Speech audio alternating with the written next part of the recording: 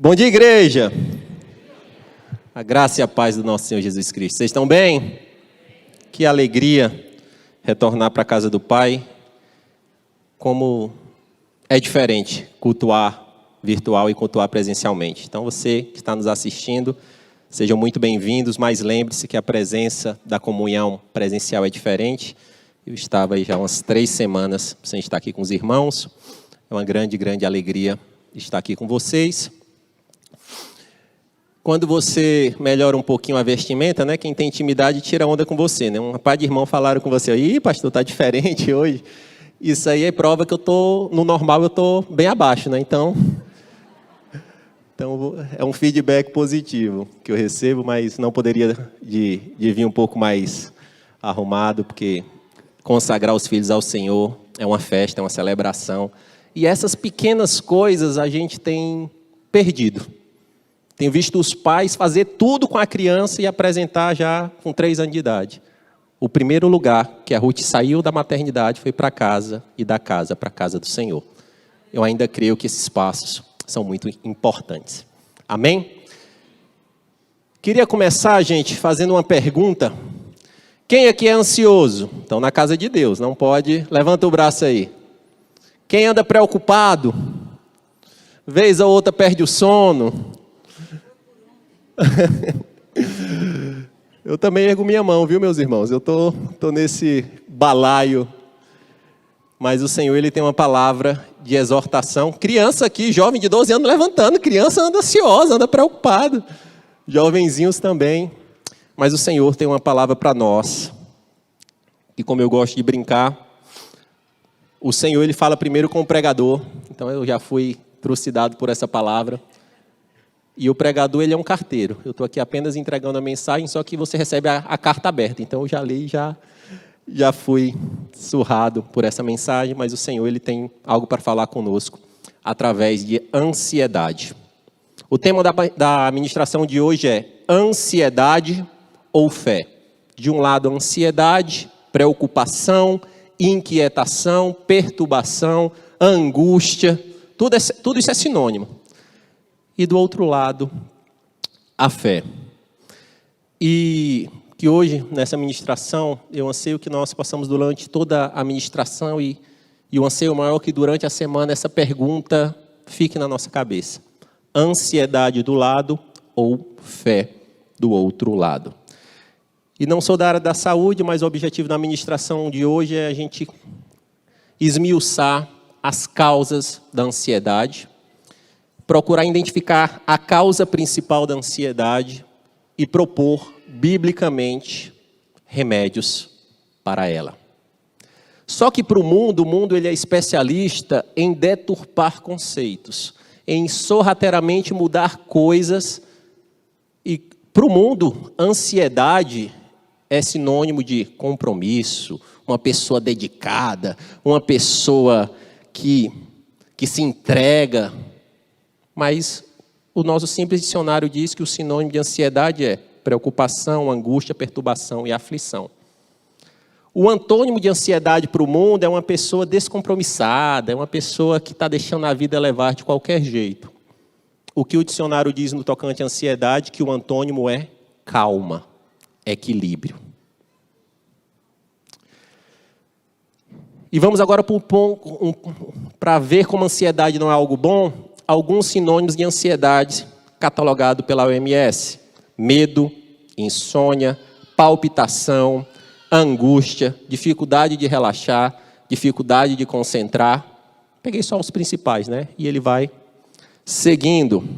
Existem mais de 10 tipos de ansiedades e dentre algumas delas que estão em níveis maiores: ansiedade generalizada, síndrome do pânico, toque, entre tantas outras. Como bônus, a ansiedade nos traz um bônus de doenças: gastrite, úlceras, taquicardia, hipertensão. Que nós possamos sair hoje, pelo menos, entendendo que a ansiedade não é algo bom. Amém, igreja? Porque no mundo corporativo, às vezes você faz uma entrevista e pergunta: me fale algo que você tem que melhorar. Eu sou ansioso. É quase igual ser perfeccionista, né? Ele está dizendo um defeito que é uma qualidade, porque ninguém hoje pode ter nenhuma falha. E o Brasil, para nossa surpresa, é o país mais ansioso do mundo. Em percentual, a gente está aí com em torno de 9% da nossa população com algum transtorno de ansiedade, enquanto a média mundial é 3%. Então, o brasileiro, na média, é 3% mais ansioso do que o resto do mundo. E os Estados Unidos, né, que é o país que doutrina o Ocidente, tem 6% da população. Então, a gente consegue ser mais ansioso do que os americanos. E na pandemia, gente, faltou tanta coisa e houve um colapso até de falta de medicamentos para controle de transtornos de ansiedade. Só que o tema ansiedade, embora seja muito presente, atual conosco, ele não é novo. E a Bíblia, como ela tem resposta para tudo, basta a gente cavucar com diligência. O tema ansiedade já afligiu o salmista. Salmos 24:12 diz: quando a ansiedade já me dominava, o teu consolo me trouxe alívio. Marta, ela teve um diagnóstico de ansiedade do próprio médico dos médicos. Jesus, vendo toda a inquietude e toda o aceleramento, a agitação de Marta, ele falou em Lucas 10:41. Marta, anda ansiosa e te aflige por muitas razões. Quem vai combater um diagnóstico desse, né? O médico dos médicos. E muito provavelmente, né, com o perfil de limpeza que Marta tinha, talvez deveria ter alguma coisa de toque embutido ali também. E o tema da nossa mensagem, ansiedade ou fé, peço que vocês abram as Bíblias em Mateus 6, deixem aberto, mas não leiam ainda, eu vou dar uma breve contextualização.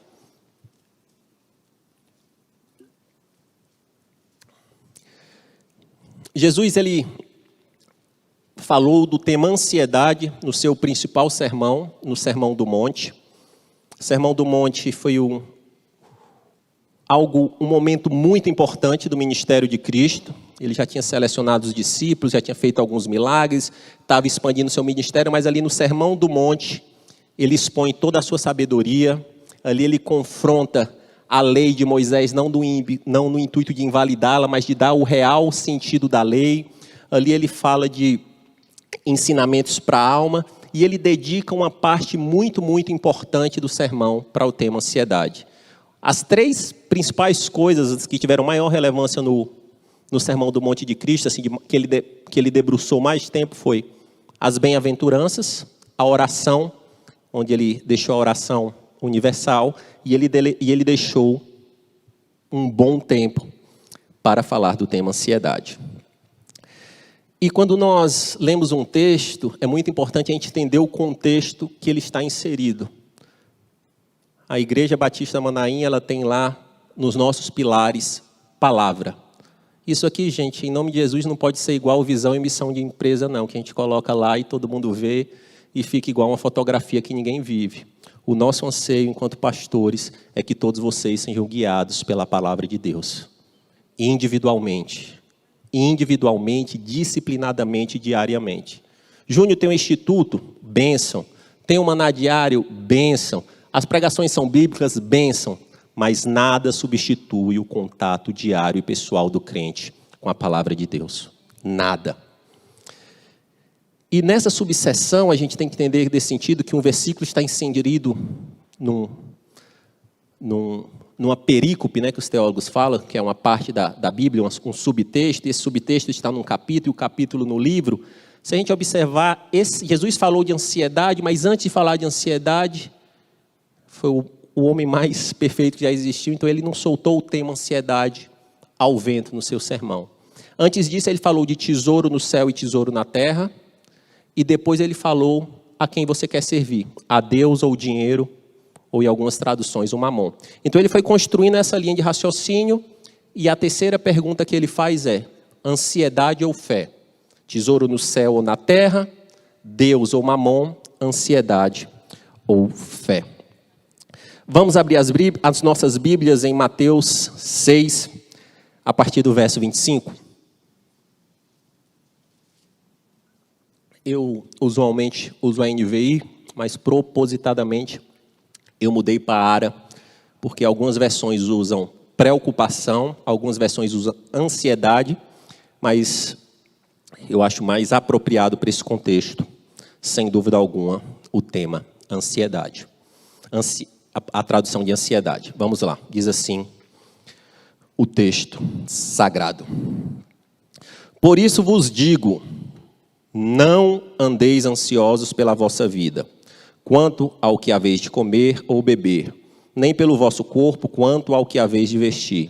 Não é a vida mais do que o alimento, e o corpo mais do que as vestes?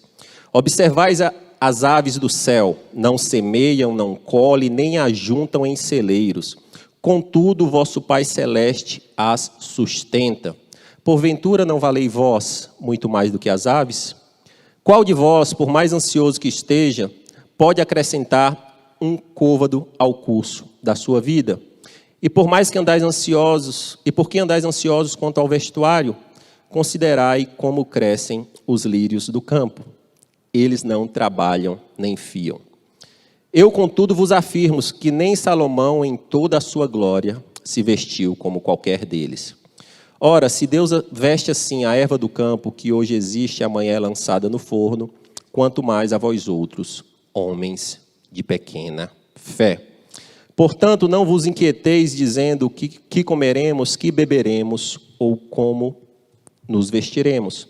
Porque os gentios é que procuram todas essas coisas, pois vosso Pai Celeste sabe que necessitai de todas elas. Buscais, pois, em primeiro lugar o seu reino e a sua justiça, e todas essas coisas vos serão acrescentadas. Portanto, não vos inquieteis com o dia do amanhã, pois o amanhã trará os seus cuidados. Basta ao dia o seu próprio mal. Amém? E nesse trecho tão maravilhoso, a gente consegue ver a capacidade de Jesus de ensinar com simplicidade.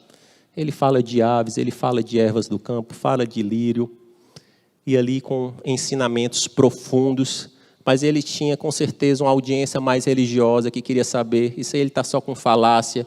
Aí ele faz um link perfeito com Salomão. Diz, pô, você quer falar de teologia profunda, a gente fala, quer falar de simplicidade, tem também.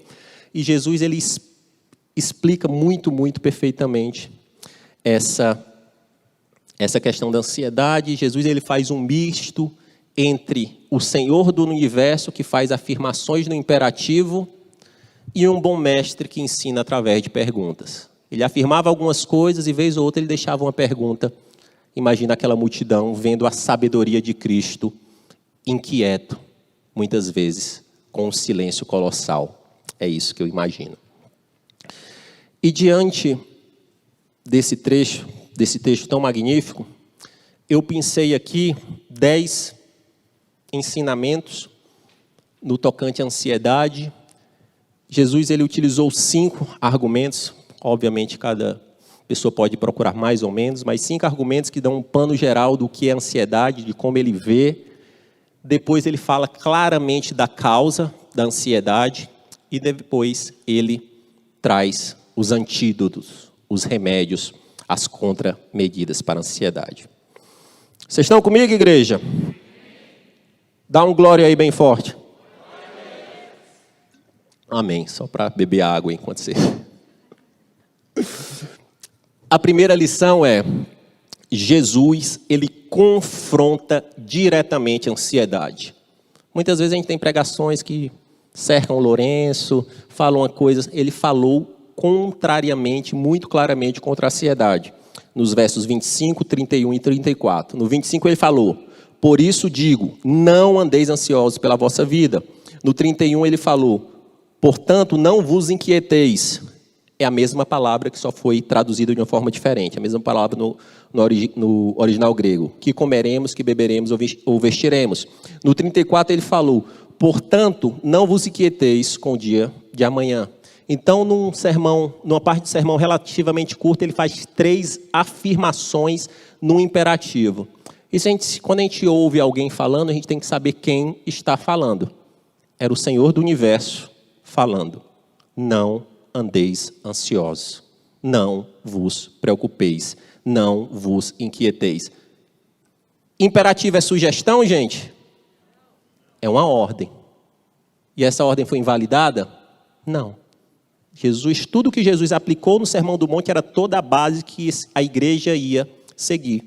Então, o Senhor continua falando hoje, Igreja da Batista Manaim, não andeis ansiosos com coisa alguma. A segunda lição que a gente pode extrair é que Jesus ele valoriza a vida do ser humano. No 25 ele fala, por isso vos digo, não andeis ansiosos pela vossa vida. Não é a vida mais do que o alimento? O que é que ele quis ensinar aqui? Essa palavra vida, no original grego, ela não é a nossa vida corpórea. Ela está relacionada ao fôlego de vida, à essência da vida, ao que vai permanecer quando o nosso corpo for consumido, que todos serão, a não ser os que forem arrebatados. Então, se vocês estão preocupados com a saúde desse corpo físico, que vai comer, o que vai beber, a sua vida, o fôlego de vida que eu te dei, é muito mais do que isso. Essa vida eu não trato apenas do corpo, eu estou tratando da alma, do espírito, para aqueles que querem que me aceitarem. Eu estou cuidando da tua essência para reinar comigo na eternidade. O terceiro ensinamento é que nós temos valor para Deus. Isso não é palavra de motivação, né? Nós realmente temos um valor diferenciado para Deus, mediante todas as criaturas que Ele fez. Está lá no verso 26. Porventura, não valeis vós muito mais do que as aves? Ele pega, imagina um sermão didático, o pessoal inquieto, ele provocando. Vocês não valem muito mais do que essas aves que vocês estão vendo? Não vale muito mais das ervas que vocês mesmos arrancaram com as mãos e colocaram no fogo ontem? E Jesus deu a nós, seres humanos, o privilégio de sermos feitura de Deus, a sua semelhança. Isso está no livro de Gênesis. E também Ele nos deu o privilégio de governarmos sobre toda a criatura. Então nós temos, sim, um valor inestimável para Deus. O ponto 4, eu vou precisar que vocês me ajudem. Então, comigo? Repete comigo bem alto. Eu sou um impotente. Eu sou, a segunda, a pastora já cantou a pedra. Vamos lá, eu sou limitado. Eu sou incompetente. Dá um glória, igreja. Amém? Essa palavra cairia em desuso, talvez, em grande parte das igrejas. Ninguém falaria disso, mas se o mestre falou, nós temos que falar. Jesus, ele confrontou a nossa incompetência, a nossa impotência, a nossa limitação. E como ele confrontou isso? No verso 32. Não, perdão. No verso 27. Qual de vós, por mais ansioso que esteja, pode acrescentar um côvado ao curso de sua vida? Imagina ele, e aí, essa plateia magnífica, eu sei que vocês estão ansiosos, vocês estão com problema, não estão dormindo, está chegando coisa aqui para mim, mas vamos aqui, pega os mais ansiosos, coloca toda essa ansiedade, condensa e me entrega. Consegue trocar por um dia de vida? Porque em outras traduções falaram, esse côvado foi traduzido para 1 hora. Então toda a sua ansiedade, toda essa sua capacidade de ficar ansioso, você não consegue trocar por 1 hora de vida. Então realmente vocês são incompetentes, vocês bradam que podem, que fazem e acontece, mas efetivamente, meus irmãos, nós somos impotentes. O mundo moderno tem destruído isso com a narrativa que você é o cara, que você faz, que você acontece. Isso é uma narrativa diabólica. Inflando o nosso ego, só que quanto mais o nosso ego se eleva, a palavra de Deus fala que Deus abate os soberbos, mas dá graça aos humildes. É isso que a palavra de Deus fala. Então, quanto mais nós vamos nos achando, Jesus está dizendo, beleza, você está num caminho de não depender de mim e realmente andar mais ansioso. Você vai depender do Rivotril, você vai depender de tantas outras coisas que tem aí, porque você está querendo andar na sua potência. Você está querendo andar pelas suas próprias forças. E tem um historiador muito famoso na atualidade, Noah Harari, que ele criou o conceito de homo Deus. O Homo sapiens da ciência, ele evoluiu tanto que se tornou um Homo Deus, que ele não precisa mais de Deus. Eu sou o próprio Senhor da minha vida. E nós temos sim, meus amados irmãos, que compreender que nós somos impotentes, incompetentes e limitados. Isso é o anti-coach, viu, gente? Mas é o mestre que disse, por isso que nós temos que ser guiados pela palavra de Deus. Uma outra lição que Jesus Cristo nos deixou é que com o crente tem que ser diferente. Em condições de mesma dificuldade, perrengues, tribulações, o crente ele tem que passar diferente do não crente. Não é dizendo que nós seremos robôs, que não vamos sofrer, que não vamos nos angustiar, não é sobre isso. Mas aqui ele faz um paralelo entre o que ele chama de gentio, em outras traduções de pagãos, e os servos de Deus, versos 32. Porque os gentios é que procuram todas essas coisas, pois vosso Pai Celeste sabe que necessitais de todas elas. O que é que ele quis dizer? Os gentios, os pagãos, os que não me conhecem, é natural que eles vivam ansiosos. Não tem que esperar outra coisa além disso, porque naquelas perguntas anteriores, eles não estão plantando reino, tesouros no céu, eles estão plantando na terra, eles não estão sendo governados por Deus, eles estão sendo governados por Mamon. E o resultado desse caminho de vida é ansiedade, é preocupação, é tribulação, é angústia. Mas vocês têm que ser diferente. O seu Pai sabe de tudo que precisa. Amém? Conosco tem que ser diferente. E na mesma situação, gente, infelizmente, nós temos visto não crentes consolando o crente. Não crente sendo consolador com teorias totalmente antibíblicas para confortar um crente. Eu não estou dizendo que com o crente, não, como ratificando o que eu falei, que o crente ele não deve sofrer. Mas se tem um corte na empresa e tem um crente ou não crente, o crente tem que sair daquela sala consolando o não crente. Apesar da sua dificuldade, apesar da sua dor, porque existe a fé, existe o Espírito Santo, o outro ele está vulnerável. Num diagnóstico ruim, o crente ele recebe, chora, sofre, mas ele volta ao Senhor e diz, Senhor, eu te entrego porque eu sou limitado, eu sou impotente, eu não tenho como passar além disso. E essa concepção que o crente é diferente, tem que ser diferente, Jesus também deixou muito claro. E vamos aqui à divisão do sermão de Cristo.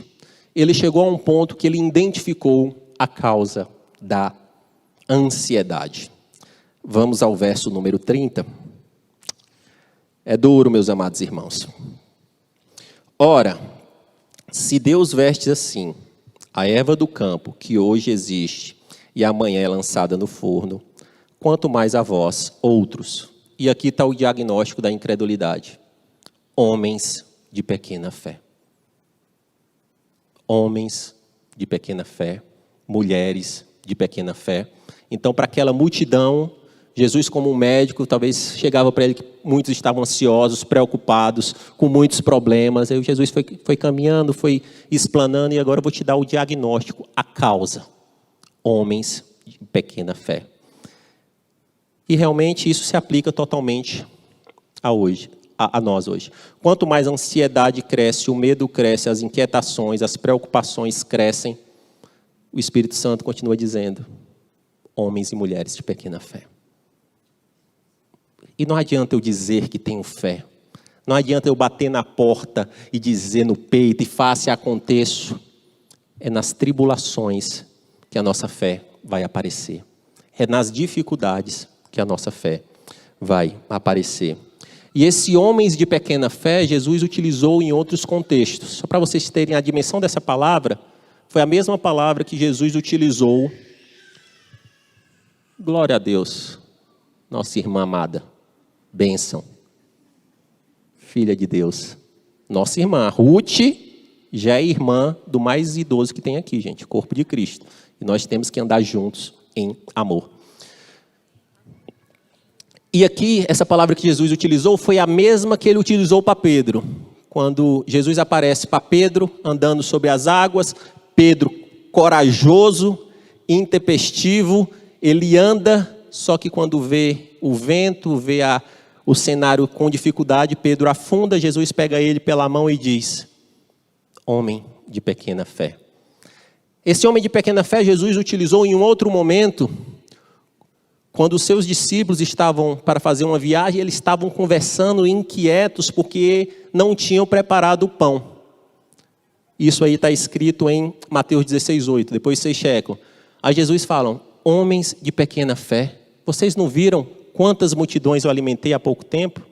E agora nós estamos indo para uma viagem comigo, com o pão da vida, o Senhor do universo, o Todo-Poderoso, e vocês estão, e aí, cadê o pão? E ali Jesus falou: homens de pequena fé. E nós muitas vezes se comportamos como Pedro, batemos no peito, temos fé, vamos, mas quando o negócio balança, a gente afunda. Muitas vezes nós se comportamos como os discípulos, que Jesus agiu na nossa vida, nos sustentou em muitas tribulações, em muitas dificuldades. A palavra de Deus fala que as provações serão muitas, mas Ele nos livrará de todas elas. Então todo crente ele tem que ter um histórico de tribulação vencida, ele tem que ter um histórico de agir sobrenatural do Senhor. E como aqueles discípulos, muitas vezes vem uma dificuldade e a gente esquece. E eles foram poucos dias atrás, eles tinham visto milhares sendo alimentados e eles simplesmente esqueceram. E nós não podemos esquecer desse amor de Deus. Nós temos que sim ter muito claro que infelizmente a causa da nossa ansiedade é falta de fé, é fé pequena. Só que Jesus, magistralmente, ele não queria deixar só o pessoal com um problema, com a bucha, e dizer: vai, eu identifiquei, dei o diagnóstico, segue aí e resolve. Agora, não, Jesus, como um bom mestre, ele começou a tratar os atenuantes, os remédios, para resolver a ansiedade. O primeiro grande remédio é a base de todo cristão, é fé, é crer em Deus por quem Ele é. O antídoto para a nossa ansiedade será fé. No seu discurso, nos versos 26, 30 e 32, Jesus falou: o Pai Celeste sustenta. Deus veste as vestes do campo. O Pai Celeste sabe que você necessita. Ali Jesus estava dizendo: você entende o quão soberano é esse Deus?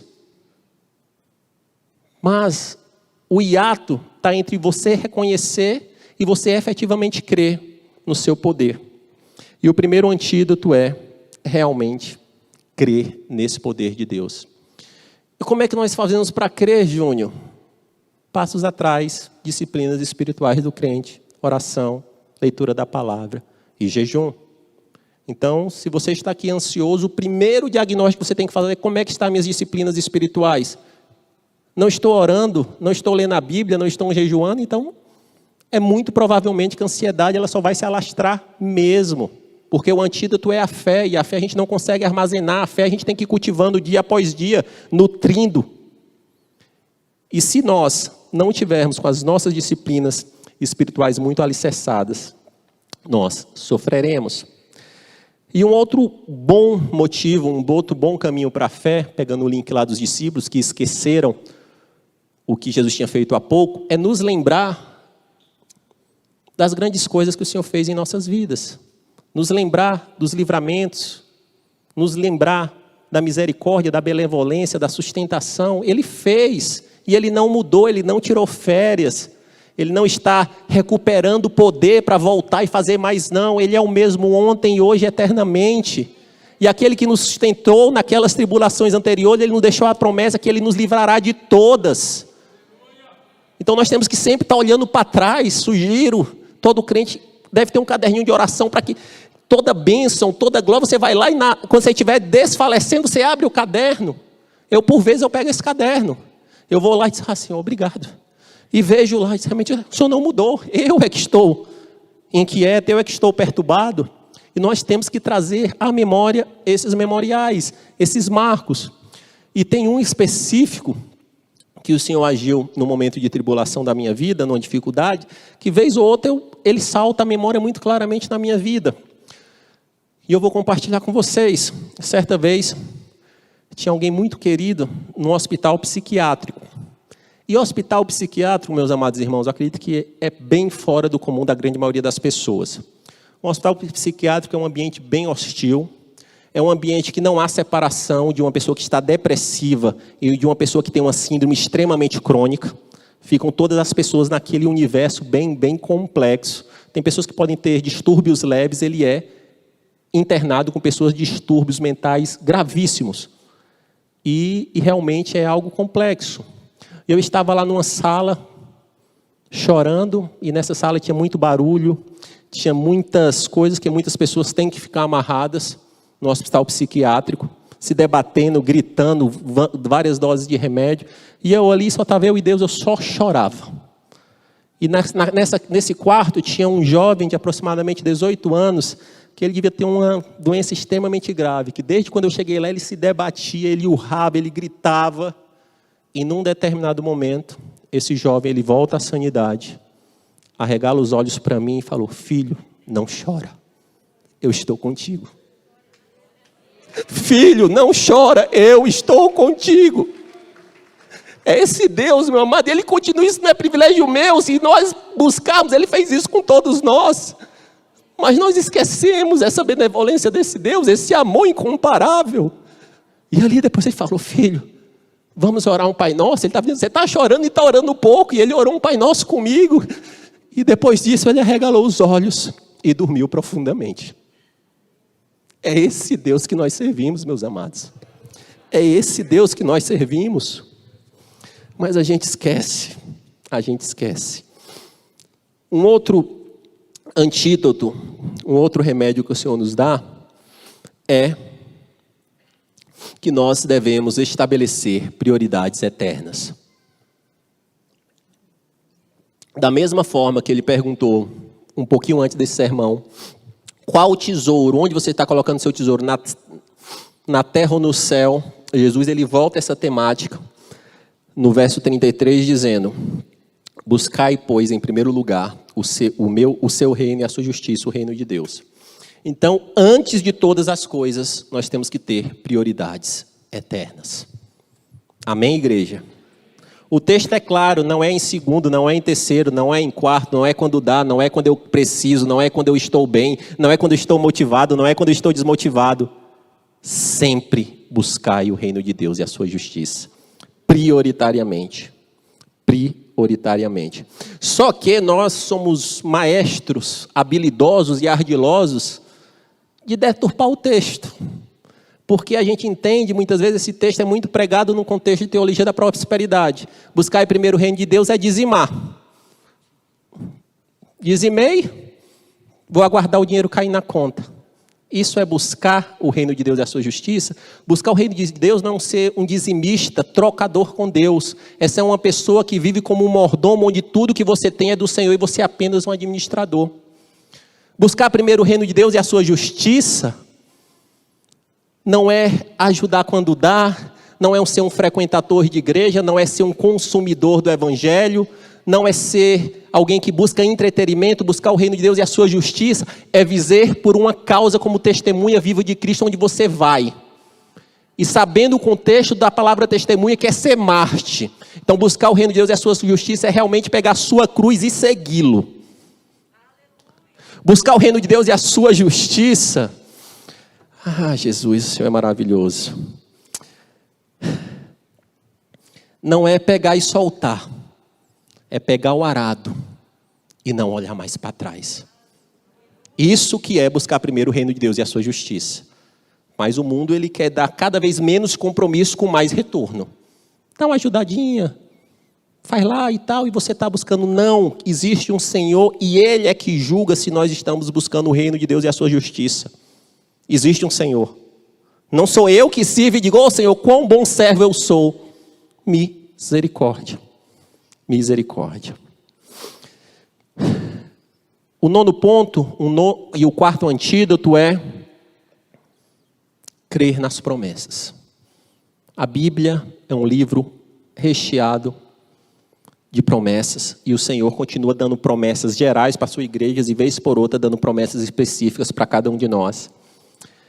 E nesse mesmo verso 33 ele fala: buscar em primeiro lugar o seu reino e a sua justiça, e todas estas, grava a palavra estas, coisas vos serão acrescentadas. Então, nesse nosso conceito de dar cada vez menos por mais, eu minimizo o que eu chamo de buscar primeiro o reino de Deus e maximizo todas as coisas. Mas o texto não fala todas as coisas, o texto fala todas essas coisas ligado acima. Jesus se compromete com o essencial: corpo, comida, bebida, vestuário. O Senhor que sabe que a gente necessita. Obviamente que o Senhor ele pode dar prosperidade a cada um conforme Ele quer. Mas é como se a igreja estivesse deturpando o ensinamento do salmista, que ele fala: sou moço, fui moço, hoje sou velho, nunca vi um justo desamparado, e nem a sua descendência mendigar o caviar. É como se tivesse sido... É como se fosse isso hoje. O que é que está lá? Pão. Jesus, quando Ele se revela, Ele não se revela como a lasanha, não, eu sou o pão da vida, eu sou a água da vida, coisas essenciais que nós efetivamente precisamos. E nós temos que crer nas promessas, porque o Senhor nos deu essa promessa. Se nós buscarmos o seu reino, na sua perspectiva, na sua intensidade e a sua justiça, o que é necessário não nos faltará. Na perspectiva dele, não na minha. Ele não tem compromisso com milhões de seguidores, iates, não. Ele pode dar cada um segundo o seu propósito. Mas o compromisso que ele estabeleceu são as coisas prioritárias e essenciais. E a última, e talvez mais difícil de todas, que é no verso 34. Ele nos deixou o quarto antídoto, e o pastor Caio tem nos ensinado que ele tem colocado isso muito em prática, que é viver o hoje. Ele nos deixa no verso 34. Portanto, não vos inquieteis ou não andei angustiados, ansiosos com o dia de amanhã, pois amanhã trará os seus cuidados. Basta ao dia, não é a semana, não é ao mês, não é o ano, o seu próprio mal. Amém, gente? É fácil viver só hoje no mundo moderno? Não, porque a cultura, a gente começou a cada vez mais antecipar desejos através de financiamentos, através de coisas que lá não existiam. O pessoal trocava, o pessoal comprava, não. Mas a gente tem tanta ansiedade, tanta vontade, a gente traz tudo do futuro para o presente. Aí quando a gente traz, vai viver tudo no presente mesmo, meu amigo. E o escape é viver um dia de cada vez. Obviamente que o que é que Jesus estava querendo nos ensinar? É impossível uma pessoa viver totalmente no dia aleatório aos próximos dias, aos próximos passos. Porque você não compra uma casa sem pensar, você não inicia uma faculdade, você sabe que é uma jornada de 2 a 5 anos, mas o que a palavra diz em Provérbios 16:1 é que nós devemos fazer planos, mas a resposta vem do Senhor. Então, se nós podemos fazer planos, nós podemos ver algumas coisas do futuro, mas o que está errado é estar vivendo lá sem viver a vida no hoje. O que está vivendo lá, problemas que surgirão, a gente antecipa todos esses problemas. Quem é da área financeira vai saber, a gente coloca lá no VP, traz a valor presente. Tudo que é problema futuro, tudo que é fluxo de problema, de angústia, de dificuldade, a gente traz ao valor presente e se atola. Então Jesus, ele muito claramente, ele diz: faça planos, seja prudente, confie em mim, mas viva cada dia intensamente confiando que eu sou o Senhor. É o que ele ensinou na sua própria parábola. As 10 virgens, as 5 prudentes, elas planejaram, sabiam o que ia acontecer. Mas como é que elas estavam? Dormindo. Eu planejei o futuro, estou com o olho na boticha, sei que algo vai acontecer, mas no hoje, o que me resta fazer é esperar o noivo e dormir. Sumarizando, sintetizando tudo que a gente falou, consegue projetar aí, Rogério, por favor, o que a gente falou até aqui? Ver se ele consegue nos ajudar. Nós tivemos aí 6 argumentos que Jesus falou, a causa e a solução. O que é que Jesus falou de panorama? É que ele confronta a ansiedade como ordem, diretriz, imperativo. Depois ele nos falou que a vida, ela tem valor, o fôlego de vida. Depois ele falou que nós temos valor como seres humanos, nós valemos mais do que as aves, do que os lírios do campo e todas as outras criaturas. Ele também falou que nós somos impotentes, incompetentes, limitados. E também ele falou que com o crente tem que ser diferente. Só que qual é a causa? Incredulidade, falta de fé, inconstância, pouca fé. E a solução é crer em Deus, prioridades eternas, crer nas promessas e viver hoje. Amém? Pode tirar aí, Rogério. E caminhando para o final, sim, Júnior, essa conversa está bacana, mas todo mundo viu a quantidade de mãos que se levantaram aqui no início, e o que é que isso tem a dizer para mim amanhã? Já estou aqui pensando, tá, a palavra está boa, entrou aqui legal, mas eu já estou preocupado com amanhã, segunda-feira vem aí. O que é que essa palavra tem para me dizer? O mesmo que disse para aquela multidão naquele tempo. Mas, Júnior, e será que aquele pessoal tinha angústia, tinha ansiedade? Óbvio que sim. Jesus não ia perder tempo do seu sermão instruindo se ele não tivesse problemas. E lembrem o contexto daquele povo, um povo extremamente agrícola, que a gente perde esse contexto. Quer saber do que é controle de ansiedade? É um agricultor. Ele vive pelo que chove. Então, com certeza deveria ter agricultores ali. Eles estavam com um grande peso, uma mão dura do governo romano que apertava eles tanto no ir e vir, como também em impostos, em cobranças. Então, eles tinham dificuldades financeiras. Eles, além disso, eles tinham um peso religioso que também estavam sobre eles, que eram os fariseus, os mestres da lei. Então, para aquele povo, Jesus falou a mesma coisa. Ele falou, creia em Deus, creia nas minhas promessas, estabeleça as prioridades e viva hoje, que vai dar certo. E continua a mesma coisa. Mas, Júnior, e a política 2022? Não sei. E Deus que me perdoe, estou pouco preocupado, porque o meu governo não é dessa terra, é do terno. Não estou querendo falar isso aqui para jogar para a galera não, gente. Mas se a nossa fé está em cada governo que entra há 4 anos e que no Brasil nem cumpre, na grande maioria dos seus mandatos, está nessa sustentação a nossa fé? Não, Júnior, mas o dólar? Não. Os antídotos começam. Aqueles que Jesus falou continuam servindo hoje. Creia em mim, estabeleça prioridades eternas, viva o hoje e creia nas minhas promessas. Mas, o que pode mudar na vida a partir de amanhã é que nós, primeiro, ter clareza da causa. E quando a ansiedade vier, o medo vier, a angústia vier, é muitas vezes assim, como é que eu estou em relação à fé?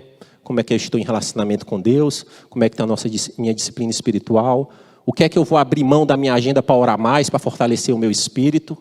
Nós não vamos vencer essa batalha, que é uma batalha dura e natural do ser humano, se nós não formos agressivos nessa conduta.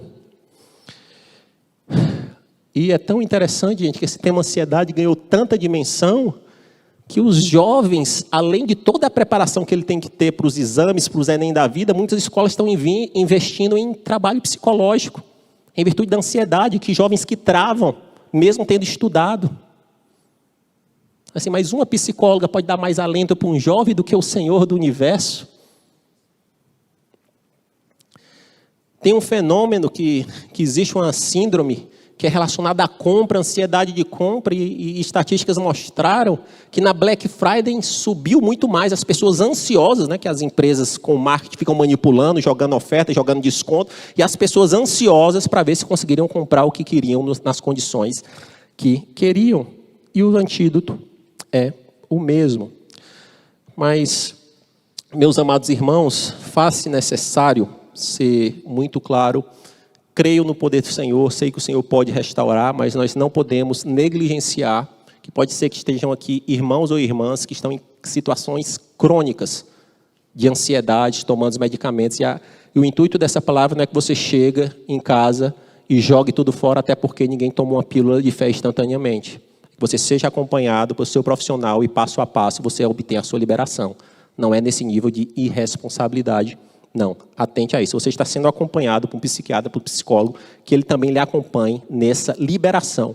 Mas deixando muito claro que a maioria das drogas, elas só tratam o efeito, não a causa. Esse é o princípio dela.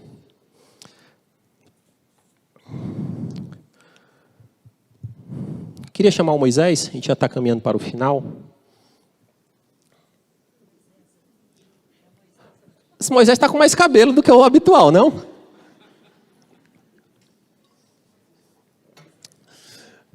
Aleluia, glória a Deus. Mas assim, Júnior, eu realmente me identifiquei com aquela plateia que estava lá no Sermão do Monte. Realmente eu me vejo ansioso, eu me vejo preocupado. E realmente é um golpe duro o Senhor deixar muito claro para nós que a causa da ansiedade é a falta de fé, a pequena fé, a incredulidade. Mas existe esperança para nós, meus amados irmãos. E essa esperança é Jesus Cristo, o nosso Senhor. Ele, como perfeito, ele esteve aqui na terra pleno, calmo, tranquilo, cumprindo o objetivo, não ansioso. Era 30 anos que ele tinha que esperar até a sua aparição, foi exatamente 30 anos que ele esperou. Nem mais, nem menos. Ele não estava ansioso. Pai, eu sei que vai ser 3 anos aí, alguns dias de sofrimento aqui na cruz e eu já subo. Não, ele viveu passo a passo. Quando ele se apresentou, ele sabia do que ia acontecer no futuro, ele dava os insights criptografados para os discípulos que eles não entendiam, mas ele viveu hoje. Sabia que ele tinha que seguir passo a passo. Foi esse mestre que no turbilhão da tempestade, ele estava dormindo.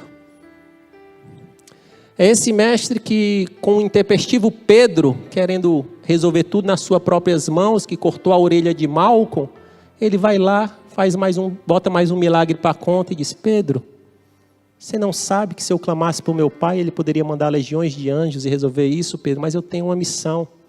Eu estou pleno nessa missão, que é morrer por todos aqueles ansiosos, preocupados, angustiados, perdidos. Eu vou cumprir essa missão.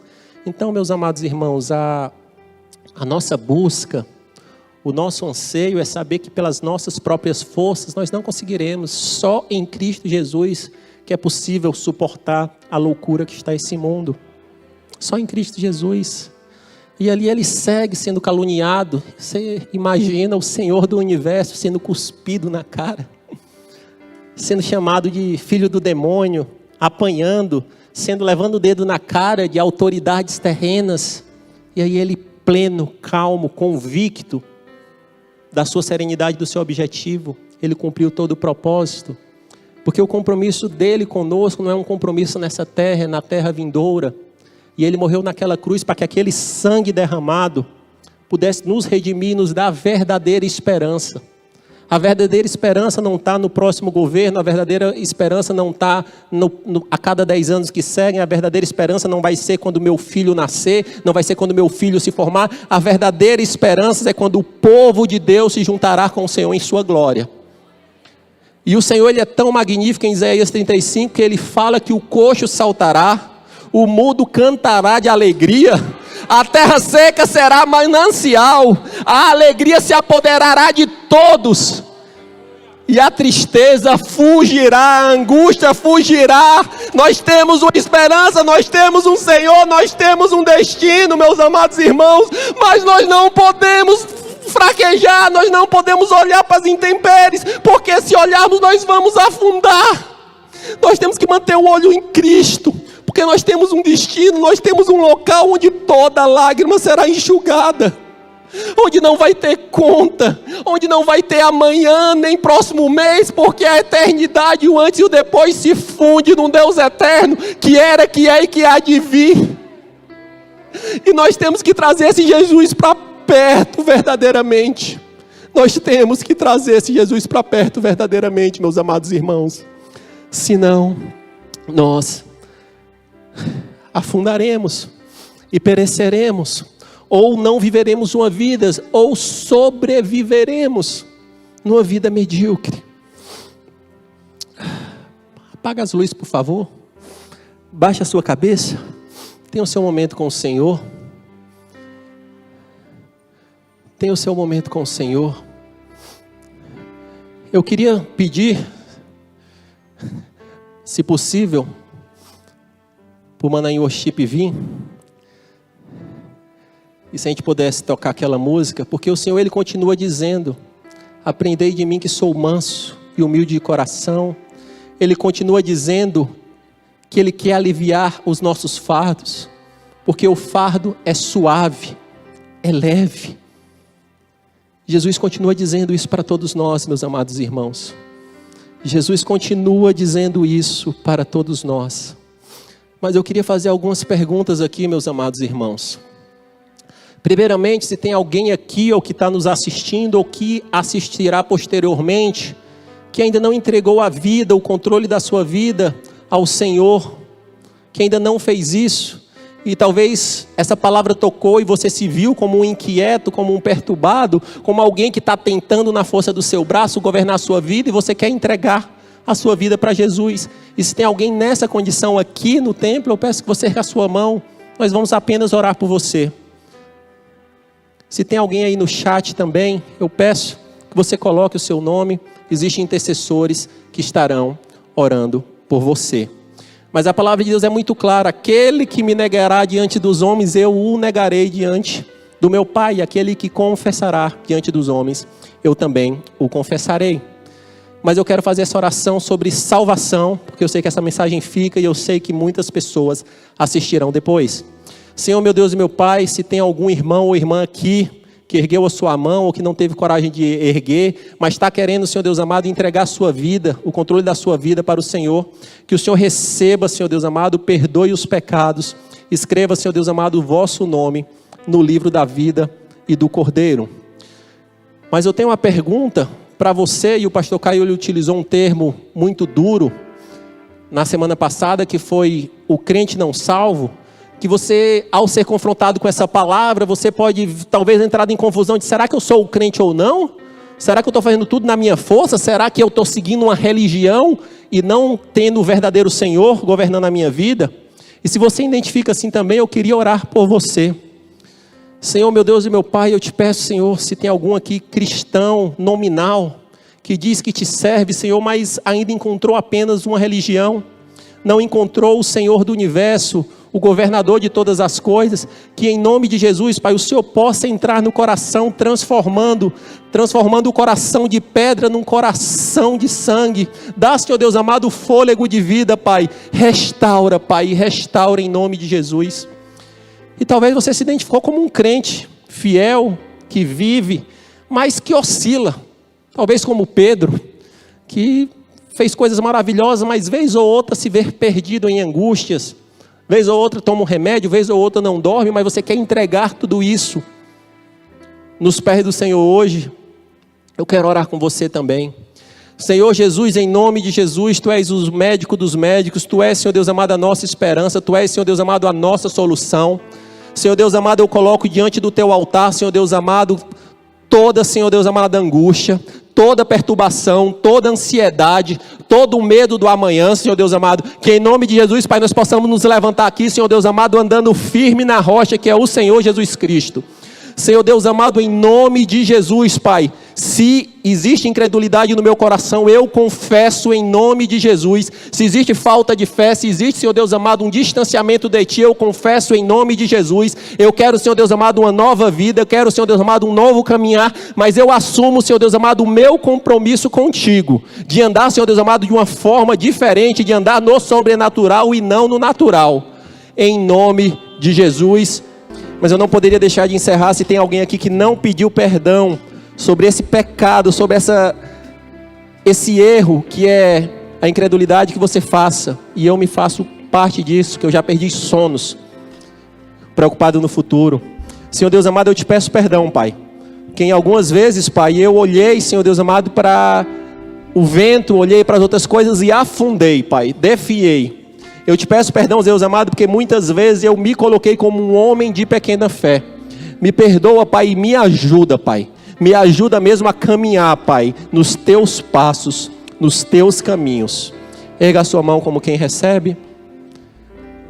Que o amor de Deus, o soberano, o Criador de todas as coisas, que a graça de Jesus Cristo, aquele que é o médico, aquele que alivia os nossos fardos, e que a comunhão do Santo Espírito, que nos guia passo a passo nessa terra e que nos ajuda a viver um dia de cada vez, esteja com você, com a sua família. Vão na paz de Cristo, uma excelente semana. Deus abençoe.